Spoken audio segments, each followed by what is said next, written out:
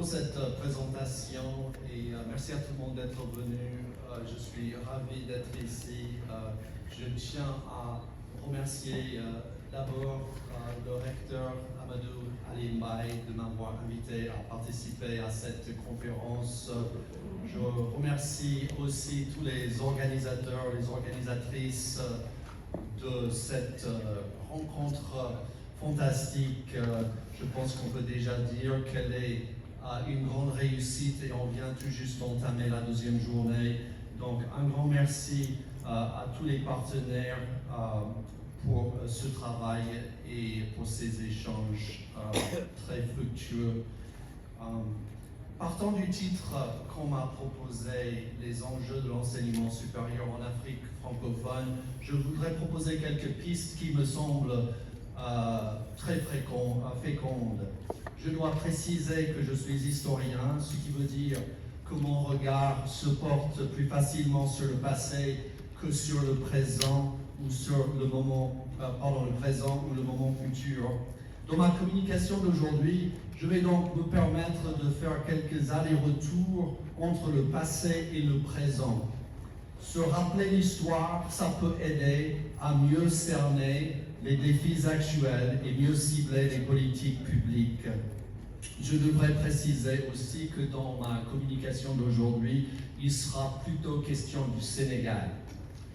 Cela fait pas mal d'années déjà que je travaille sur l'histoire de la mise en place de l'enseignement supérieur en Afrique occidentale et notamment à Dakar. J'ai pu constater à quel point les vraies origines de l'enseignement supérieur se confondent avec la décolonisation et ses ambiguïtés. Annoncée au début de 1957 parmi les réformes de la loi cadre, l'Université de Dakar commence à se concrétiser dans un moment d'accélération de l'histoire. Paradoxalement, c'est pendant la marche vers les indépendances que la toute nouvelle Université de Dakar, toujours en chantier, prend place dans le système universitaire français. Lors de l'inauguration de cette université pionnière en décembre 1959, Léopold Sédar Senghor utilise ses immenses talents d'orateur et de rhétoricien pour apaiser ces tensions, tout en reconnaissant que l'Université de Dakar est devenue la 18e université française. Le président de l'Assemblée fédérale de la Fédération du Mali présente cette institution comme un terrain d'expérimentation pour des relations post-coloniales basées sur la complémentarité, la réciprocité et la solidarité. Senghor propose que, je cite, « Si l'Université de Dakar est française, ce ne peut être pour ressusciter un impérialisme culturel qui n'est plus de ce siècle, c'est pour se mettre au service de l'Afrique, je dis de l'Afrique noire. Qu'est-ce à dire sinon qu'à côté des disciplines et chaires classiques doivent être créées, commencent d'être créées des chaires et des disciplines africaines ?» Fin de citation. Ainsi, Senghor évoquait la poursuite de la décolonisation à l'intérieur de l'Université de Dakar au moment même où des structures universitaires françaises se mettaient fermement en place. Les étudiants ouest-africains n'ont pas hésité à faire part de leur appréhension. Lors de l'inauguration de l'Université de Dakar, fin 1959, Daouda Sow, le président de l'Union générale des étudiants d'Afrique occidentale, formulait déjà le vœu que je cite, « L'Université de Dakar ne soit pas intégrée dans l'université française, qu'elle garde un caractère typiquement africain en réalisant la symbiose de la culture française et de la culture négro-africaine. » Fin de citation. Cette cérémonie d'inauguration intervient dans un moment décisif, seulement 2 jours avant que Senghor et d'autres membres du gouvernement de la Fédération du Mali n'annoncent leur intention de demander l'indépendance. Voyons 6 mois plus tard que leurs vœux n'ont pas été exaucés, les leaders de l'Union générale des étudiants d'Afrique occidentale ont entamé une série de protestations visant non seulement la France, mais peut-être surtout les autorités maliennes qui ont négocié et signé les accords de coopération. Le président adjoint, le Dahoméen Émile Désiré Ologoudou, dénonce ce qu'il appelle le statu quo déguisé, en expliquant que l'université de Dakar est devenue malienne, cantonnant, tout en restant française quant à l'essentiel. Ologoudou insiste sur, je cite, le rôle primordial que doit jouer l'enseignement supérieur dans la promotion des cadres de conception et d'exécution indispensables à une nation en construction.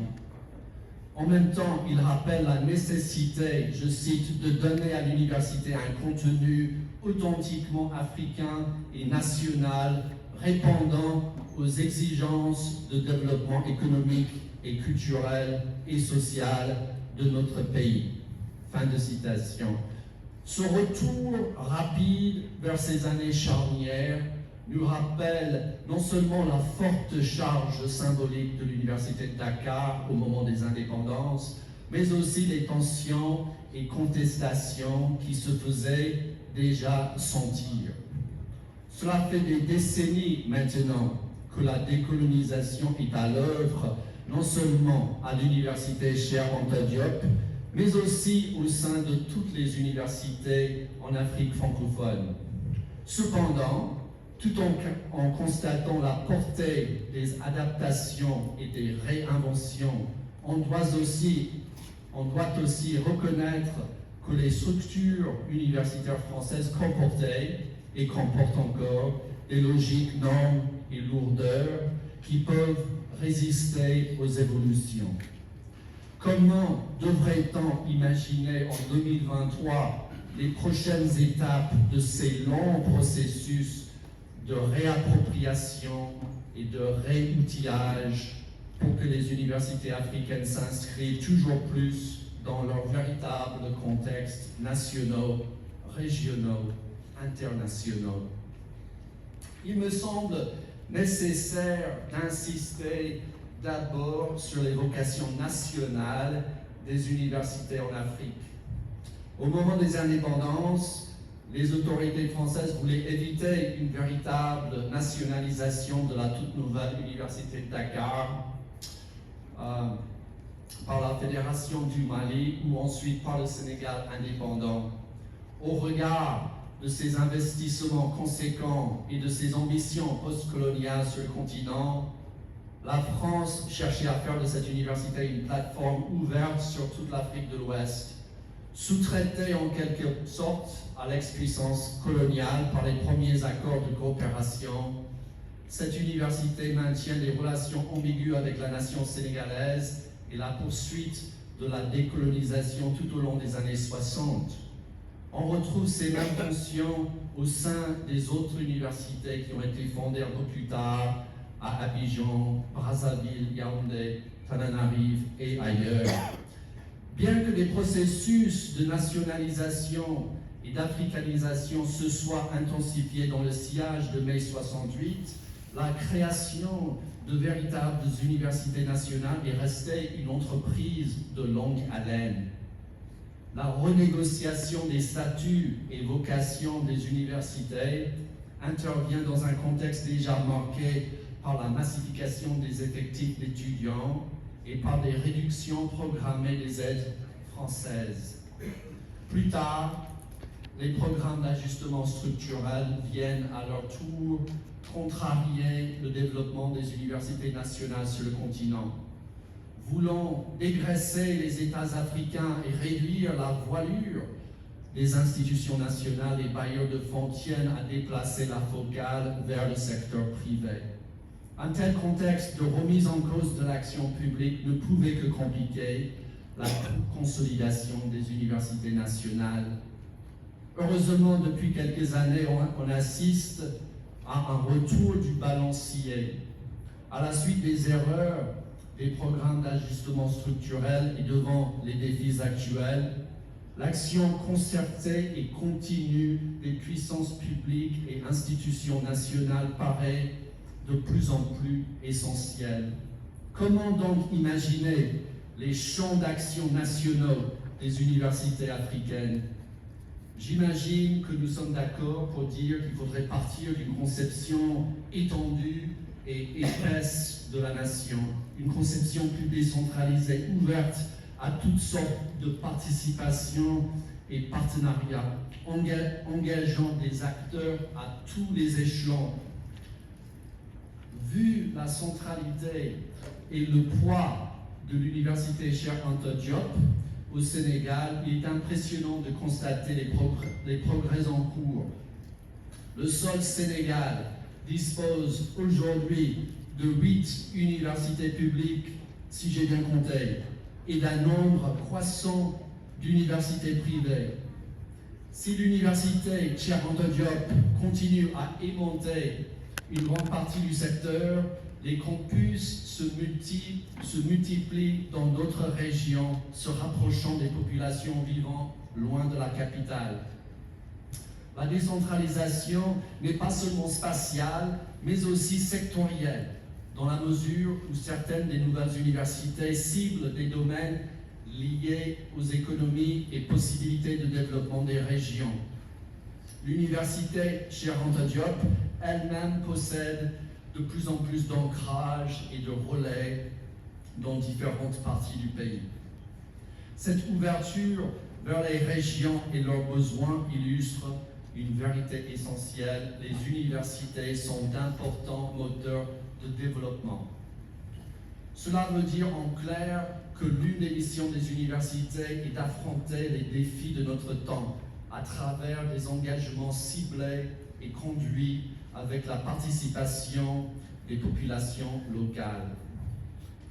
Pour porter ses fruits, la décentralisation ne devrait pas s'arrêter aux portes de la pédagogie. Au contraire, la confrontation des universités avec leurs régions pourrait conduire à une rénovation en profondeur des méthodes qui restent parfois trop impersonnelles, trop théoriques, trop éloignées des terrains d'application. Des évolutions prometteuses se dessinent. On observe une multiplication et une diversification des expériences pratiques ou professionnalisantes proposées aux étudiants, que ce soit dans des laboratoires, en entreprise ou sur le terrain auprès de différents acteurs et organismes. Mais comme en toute chose, il faudra beaucoup de suivi et des moyens accrus pour que ces innovations contribuent à une vraie rénovation pédagogique.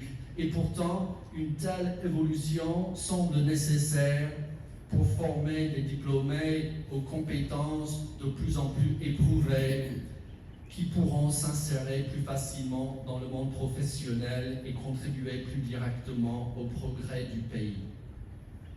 À côté de cette rénovation pédagogique, ne faudrait-il pas aussi œuvrer pour un renouvellement épistémique? De plus en plus de voix s'élèvent pour demander une ouverture vers d'autres types de savoirs. En se rapprochant des régions et de leur population, les universités n'ont-elles pas la possibilité de s'enrichir de nouveaux modes de connaissance, de nouvelles questions, méthodes, solutions? Les grands défis de notre époque sont dans bien des cas transversaux et interconnectés. Les pandémies, le changement climatique, la transition énergétique, l'insécurité, le développement durable, la santé publique, la promotion des femmes, la transition numérique. Pour faire face à de tels défis, les modes de connaissance doivent savoir se diversifier, se métisser, se compléter. Dans les universités, cela suppose non seulement une interdisciplinarité de plus en plus poussée et revendiquée, mais aussi de nouvelles ouvertures au-delà des disciplines classiques.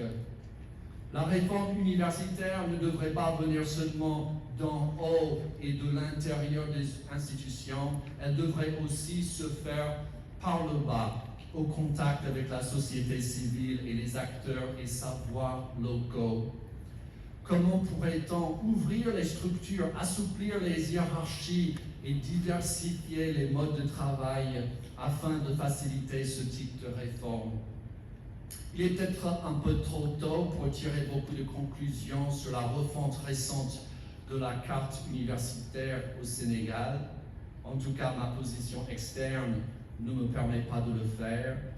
J'aurais envie de savoir plus sur la complémentarité espérée entre les grandes universités polyvalentes comme l'UCAD ou l'Université Gaston Berger et les universités proposant des programmes plus ciblés tels que l'Université du Sine Saloum El Hadj Ibrahima Niasse avec ses 3 campus et sa vocation agricole. Comment renforcer la spécialisation de ces nouveaux campus et leur ancrage dans des contextes bien spécifiques, tout en assurant une bonne intégration du système universitaire dans son ensemble? Comment répartir les étudiants entre les différents campus de manière transparente et rationnelle, tout en facilitant les mobilités et formes de connectivité qui sont la marque d'un système national? La décentralisation universitaire offre clairement de nouveaux leviers au pouvoir public cherchant à mieux gérer les flux des bacheliers vers l'enseignement supérieur. Trop longtemps concentrés à Dakar et à Saint-Louis, les étudiants sont de plus en plus nombreux à commencer leurs études dans d'autres parties du territoire national. Les fortes pressions qui pèsent sur l'UCAD et l'Université Gaston Berger semblent s'alléger quelque peu grâce à l'expansion des capacités d'accueil des nouvelles universités. Cependant, la maîtrise des flux restera un défi majeur vu les prévisions qui annoncent un doublement des populations étudiantes sur le continent d'ici 2050. Comment pourrait-on prendre déjà des mesures proactives pour ne pas que les nouveaux campus soient confrontés sans préparation adéquate à des populations étudiantes pléthoriques? Face au problème de surpopulation, la tentation est grande de se focaliser sur le filtrage des étudiants aux dépens du travail véritablement pédagogique.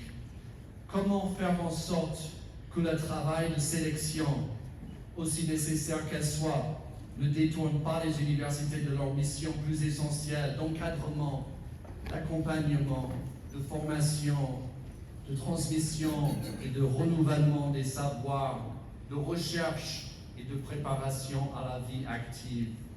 Cela revient aussi à poser la question des déchets. Tous ces étudiants qui quittent l'université sans diplôme, que faire pour pallier ce problème qui est loin d'être propre au Sénégal ou à l'Afrique francophone? Quelles solutions pourrait-on envisager pour que même les étudiants refusés aux portes marquées LMD puissent partir avec une qualification susceptible de faciliter leur insertion dans le monde professionnel? Est-ce qu'on peut se rapprocher davantage de ces étudiants en cas d'échec pour mieux comprendre leur situation et dilemme au moment où ils doivent se relancer? Être plus à leur écoute, cela pourrait élargir les perspectives sur la réforme par le bas à mener dans les universités. En réfléchissant aux enjeux de l'enseignement supérieur, j'ai voulu d'abord insister sur l'importance des cadres nationaux. Mais il est clair que les universités du continent doivent aussi s'imaginer et se construire dans des contextes plus larges, en lien avec des pays limitrophes et le continent dans son ensemble. Ici à Dakar, de telles orientations remontent loin. Dès sa création, l'Université de Dakar avait une vocation régionale poussée qui ne représentait pas seulement les priorités françaises. Beaucoup d'élus ouest-africains voyaient cette université pionnière comme une force motrice pour toute la région.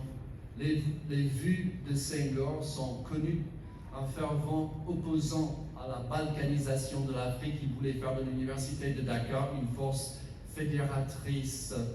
Même après la dissolution précoce de la Fédération du Mali, le président sénégalais et ses gouvernements continuaient à imaginer l'Université de Dakar comme un lieu de partage, rassemblant différents peuples et cultures africains, tout en préservant des liens privilégiés avec l'Europe et en particulier la France.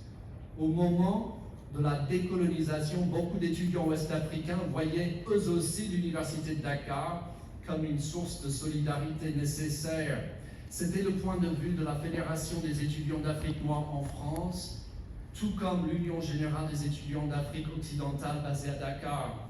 Ces associations déploraient l'éclatement des autres structures communes, comme le syndicat ouvrier, l'Union générale des travailleurs d'Afrique noire ou le Conseil de la jeunesse d'Afrique.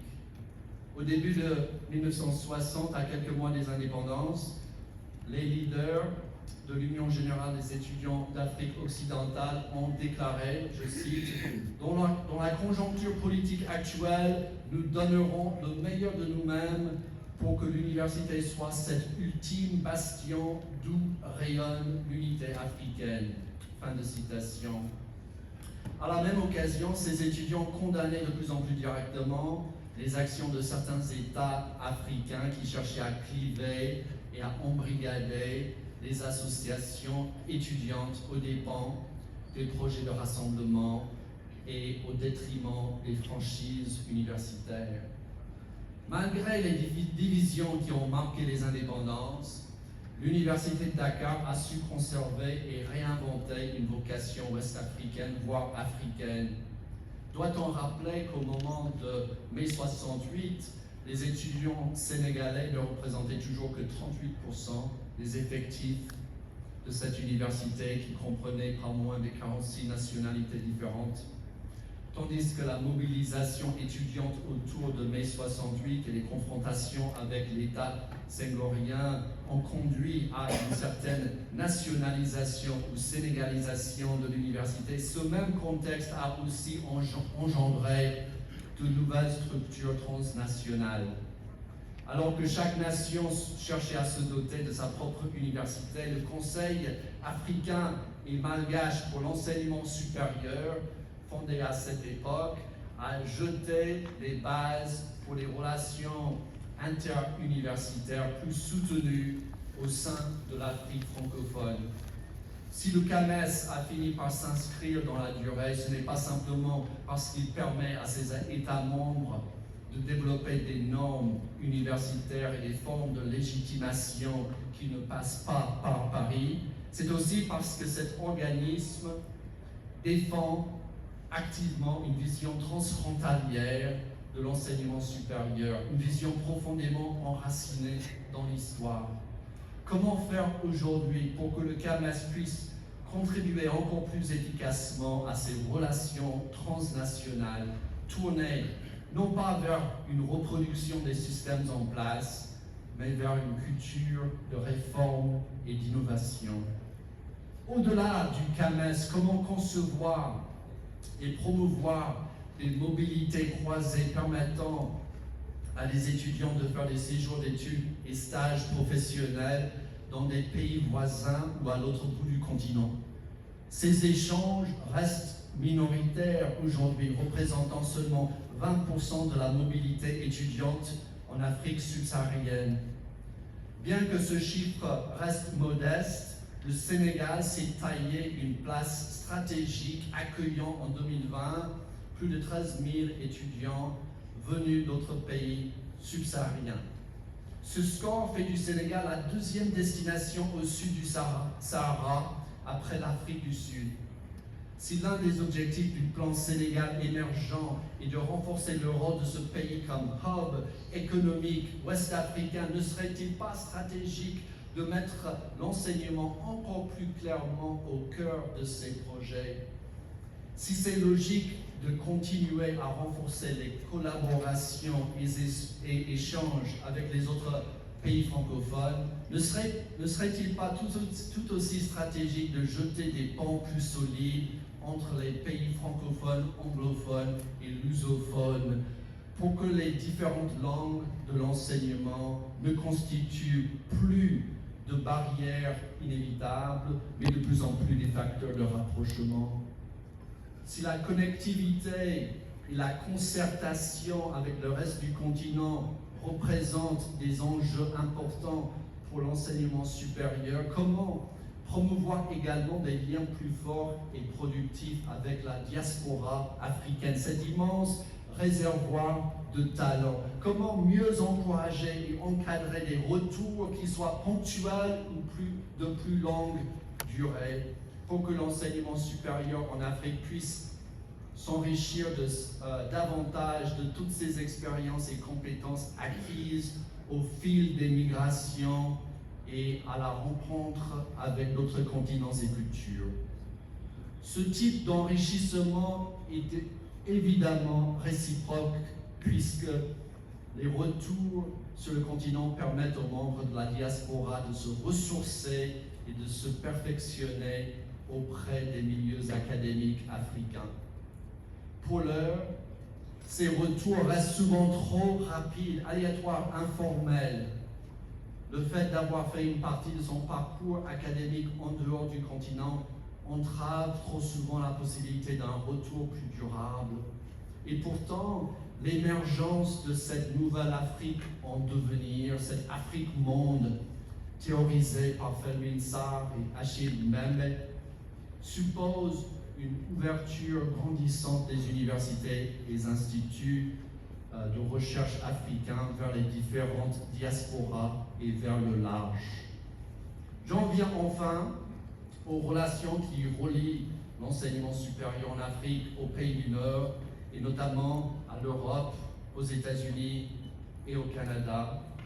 De nos jours, les partenariats se multiplient avec des acteurs de toutes sortes, des agences françaises de développement, divers organismes européens, des universités et fondations américaines, des institutions financières internationales, des organisations de la francophonie et j'en passe. À certains égards, cette multiplication des collaborations semble de bon augure. On peut y voir une conscience de plus en plus partagée des enjeux importants de l'enseignement supérieur.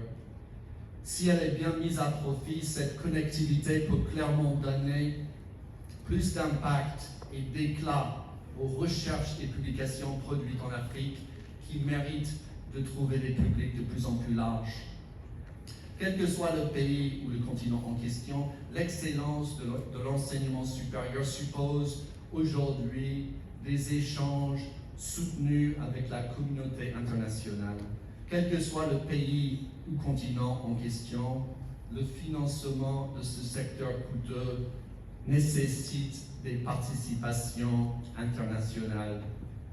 Cependant, vu le poids de l'histoire et les déséquilibres qui continuent à structurer les relations Nord-Sud, il me paraît essentiel de veiller aux conditions d'engagement pour ne pas que les partenaires internationaux finissent par imposer leurs priorités, que ce soit délibérément ou plus indirectement. Comment s'élaborent les collaborations? Par quel processus est-ce qu'on fixe les paramètres et objectifs des partenariats? Comment est-ce qu'on détermine les problématiques, questions et méthodologies qui sont retenues comme étant les plus pertinentes et prometteuses? Trop de projets commencent à prendre forme ailleurs, dans une première phase, avant qu'on ne cherche des appuis sur le terrain auprès des structures et acteurs africains.